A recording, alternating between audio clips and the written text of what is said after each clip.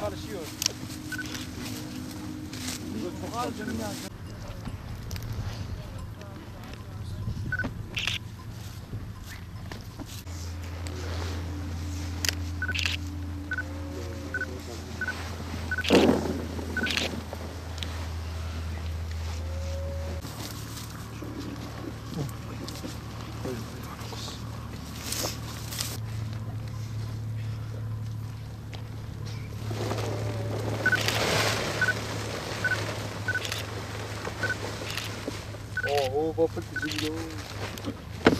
Mustafa Özkaya. Bundan yaklaşık 2 hafta önce başladık. Yağmurdan dolayı 2-3 günde bir ara verdik. Hasat olarak şu anda ürün sıkıntılı. Yani bir kazancı yok. Göründüğü gibi zaten mazotun litresi 6 lira olmuş. Yani bir kar falan yok.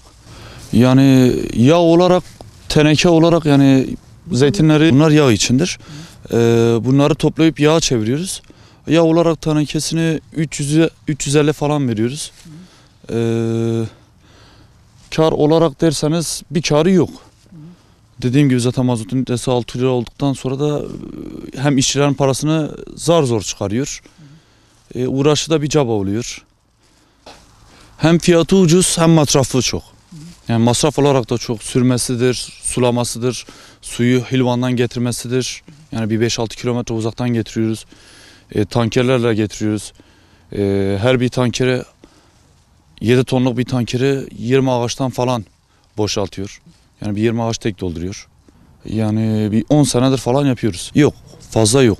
Urfa'da Hilvan çevresi olarak yok. Yani zeytin şey olarak daha mesela Fırat yakın olsaydı, sulama sistemi olsaydı yani verimi daha çok alırdık. Ama Hilvan'da su olmadığı için verimi de az alıyoruz. Sulaması sıkıntı oluyor. Ağaçların sulaması sıkıntı olduğu zaman verim de az geliyor.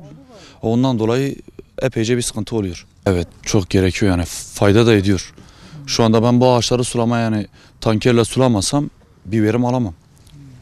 Epey de fark ediyor. Şu an bu sene olarak geçen seneye göre iyi. Şu anda yağmur yağışlarından dolayı geçen seneye göre iyi. Verim iyi. Yok, bir fark olmadı. Geçen sene de aynıydı, bu sene de aynı. Bir değişiklik olmadı.